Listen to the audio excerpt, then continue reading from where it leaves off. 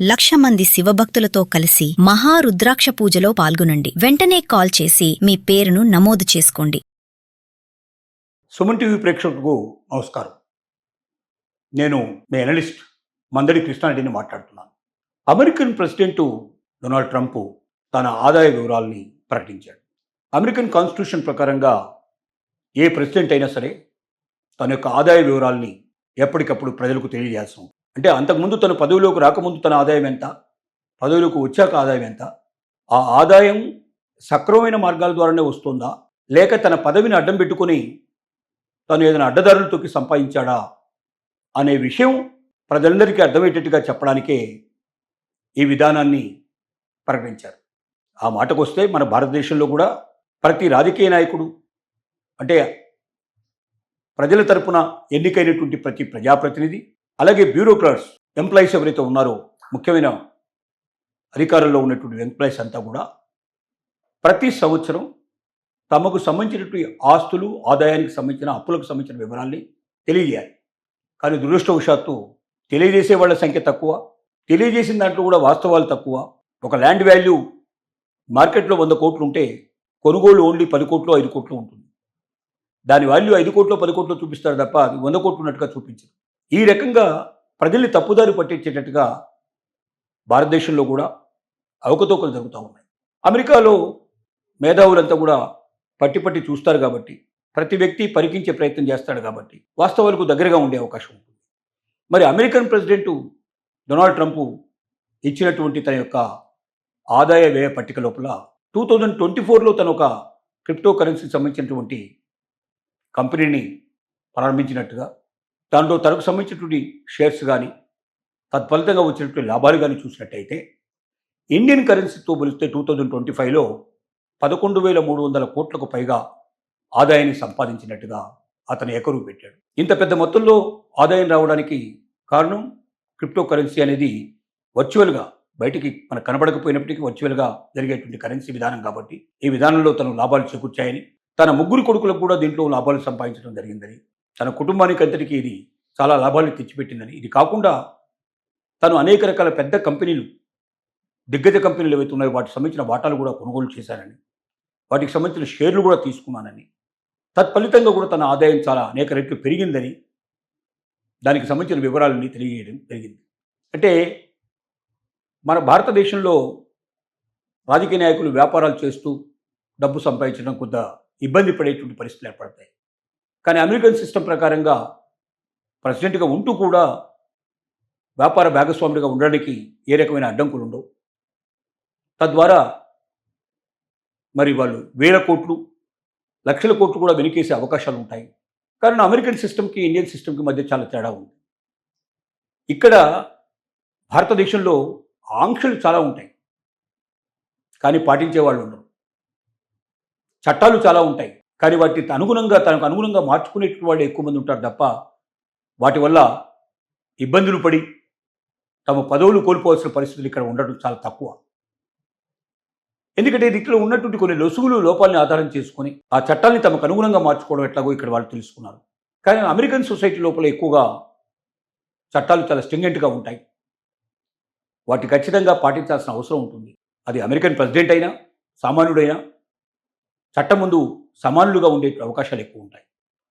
కాబట్టి ఇప్పుడు Donald Trump వాస్తవంగానే చాలా ధైర్యస్తుడు అని అంటుంటారు ఒకవైపున, మరొక వైపున అతనికి చాలా గర్వం ఉంటుందంటారు. ఆ గర్వం ఇప్పటికే తన దగ్గర డబ్బు ఉందనే గౌరవంతో గర్వపడుతున్నటువంటి డొనాల్డ్ ట్రంప్ ఈ రకంగా 1,000 కోట్ల రూపాయలు తనకు లాభం రూపంలో వచ్చి పడుతున్నప్పుడు మరింతగా గర్వాన్ని అతను ప్రదర్శించే అవకాశం ఉంటుందేమో, ప్రజలను మరింత ఆంక్షలు పెంచే అవకాశం ఉంటుందేమో, ముఖ్యంగా వలసదారుల మీద మరింత పంజా విసిరే అవకాశం ఉంటుందేమో అని భయం కూడా మరొక వైపున ముఖ్యంగా ఇండియన్స్కు ఉన్నదని మాత్రం ఖచ్చితంగా చెప్పచ్చు.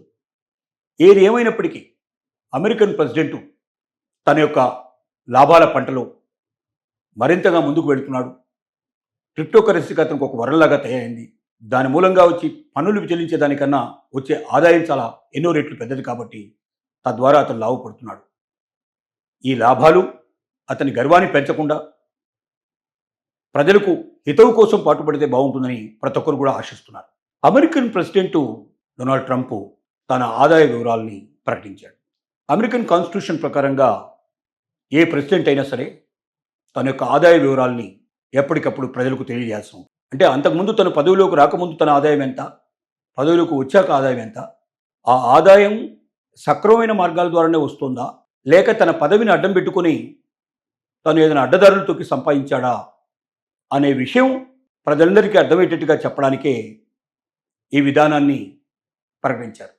ఆ మాటకు వస్తే మన భారతదేశంలో కూడా ప్రతి రాజకీయ నాయకుడు, అంటే ప్రజల తరపున ఎన్నికైనటువంటి ప్రతి ప్రజాప్రతినిధి, అలాగే బ్యూరోక్రాట్స్, ఎంప్లాయీస్ ఎవరైతే ఉన్నారో, ముఖ్యమైన అధికారంలో ఉన్నటువంటి ఎంప్లాయీస్ అంతా కూడా ప్రతి సంవత్సరం తమకు సంబంధించినటువంటి ఆస్తులు, ఆదాయానికి సంబంధించిన అప్పులకు సంబంధించిన వివరాల్ని తెలియజేయాలి. కానీ దురదృష్టవశాత్తు తెలియజేసే వాళ్ళ సంఖ్య తక్కువ, తెలియజేసిన దాంట్లో కూడా వాస్తవాలు తక్కువ. ఒక ల్యాండ్ వాల్యూ మార్కెట్లో 100 కోట్లు ఉంటే కొనుగోలు ఓన్లీ 10 కోట్లు 5 కోట్లు ఉంటుంది. దాని వాల్యూ 5 కోట్లు 10 కోట్లు చూపిస్తారు తప్ప అది 100 కోట్లు ఉన్నట్టుగా చూపించరు. ఈ రకంగా ప్రజల్ని తప్పుదారి పట్టించేటట్టుగా భారతదేశంలో కూడా అవకతవకలు జరుగుతూ ఉన్నాయి. అమెరికాలో మేధావులంతా కూడా పట్టి చూస్తారు కాబట్టి, ప్రతి వ్యక్తి పరికించే ప్రయత్నం చేస్తాడు కాబట్టి వాస్తవాలకు దగ్గరగా ఉండే అవకాశం ఉంటుంది.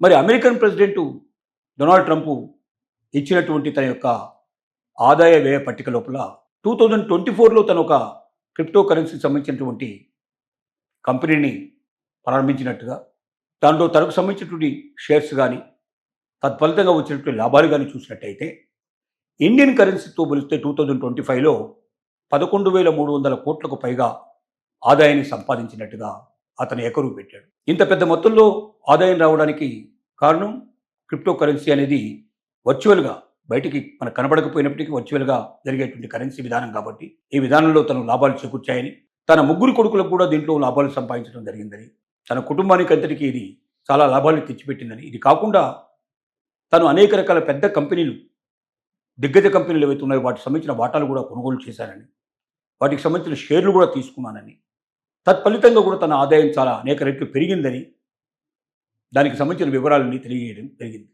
అంటే మన భారతదేశంలో రాజకీయ నాయకులు వ్యాపారాలు చేస్తూ డబ్బు సంపాదించడం కొంత ఇబ్బంది పడేటువంటి పరిస్థితులు ఏర్పడతాయి. కానీ అమెరికన్ సిస్టమ్ ప్రకారంగా ప్రెసిడెంట్గా ఉంటూ కూడా వ్యాపార భాగస్వాముడిగా ఉండడానికి ఏ రకమైన అడ్డంకులు ఉండవు. తద్వారా మరి వాళ్ళు 1000 కోట్లు, లక్షల కోట్లు కూడా వెనుకేసే అవకాశాలు ఉంటాయి. కానీ అమెరికన్ సిస్టమ్కి ఇండియన్ సిస్టమ్కి మధ్య చాలా తేడా ఉంది. ఇక్కడ భారతదేశంలో ఆంక్షలు చాలా ఉంటాయి, కానీ పాటించే వాళ్ళు ఉండరు. చట్టాలు చాలా ఉంటాయి, కానీ వాటికి అనుగుణంగా తనకు అనుగుణంగా మార్చుకునేటువంటి వాళ్ళు ఎక్కువ మంది ఉంటారు తప్ప వాటి వల్ల ఇబ్బందులు పడి తమ పదవులు కోల్పోవాల్సిన పరిస్థితులు ఇక్కడ ఉండడం చాలా తక్కువ. ఎందుకంటే ఇక్కడ ఉన్నటువంటి కొన్ని లొసుగులు, లోపాలని ఆధారం చేసుకొని ఆ చట్టాన్ని తమకు అనుగుణంగా మార్చుకోవడం ఎట్లాగో ఇక్కడ వాళ్ళు తెలుసుకున్నారు. కానీ అమెరికన్ సొసైటీ లోపల ఎక్కువగా చట్టాలు చాలా స్ట్రింగెంట్గా ఉంటాయి. వాటి ఖచ్చితంగా పాటించాల్సిన అవసరం ఉంటుంది. అది అమెరికన్ ప్రెసిడెంట్ అయినా సామాన్యుడైనా చట్టం ముందు సమానులుగా ఉండే అవకాశాలు ఎక్కువ ఉంటాయి. కాబట్టి ఇప్పుడు డొనాల్డ్ ట్రంప్ వాస్తవంగానే చాలా ధైర్యస్తుడు అని అంటుంటారు ఒకవైపున, మరొక వైపున అతనికి చాలా గర్వం ఉంటుందంట. ఆ గర్వం ఇప్పటికే తన దగ్గర డబ్బు ఉందనే గౌరవంతో గర్వపడుతున్నటువంటి డొనాల్డ్ ట్రంప్ ఈ రకంగా 1000 కోట్ల రూపాయలు తనకు లాభం రూపంలో వచ్చి పడుతున్నప్పుడు మరింతగా గర్వాన్ని అతను ప్రదర్శించే అవకాశం ఉంటుందేమో, ప్రజలను మరింత ఆంక్షలు పెంచే అవకాశం ఉంటుందేమో, ముఖ్యంగా వలసదారుల మీద మరింత పంజా విసిరే అవకాశం ఉంటుందేమో అని భయం కూడా మరొక వైపున ముఖ్యంగా ఇండియన్స్కు ఉన్నదని మాత్రం ఖచ్చితంగా చెప్పొచ్చు. ఏది ఏమైనప్పటికీ అమెరికన్ ప్రెసిడెంట్ తన యొక్క లాభాల పంటలో మరింతగా ముందుకు వెళుతున్నాడు. క్రిప్టో కరెన్సీకి అతనికి ఒక వరంలాగా తయారైంది. దాని మూలంగా వచ్చి పన్నులు చెల్లించే దానికన్నా వచ్చే ఆదాయం చాలా ఎన్నో రెట్లు పెద్దది కాబట్టి తద్వారా అతను లాభపడుతున్నాడు. ఈ లాభాలు అతని గర్వాన్ని పెంచకుండా ప్రజలకు హితవు కోసం పాటుపడితే బాగుంటుందని ప్రతి ఒక్కరు కూడా ఆశిస్తున్నారు.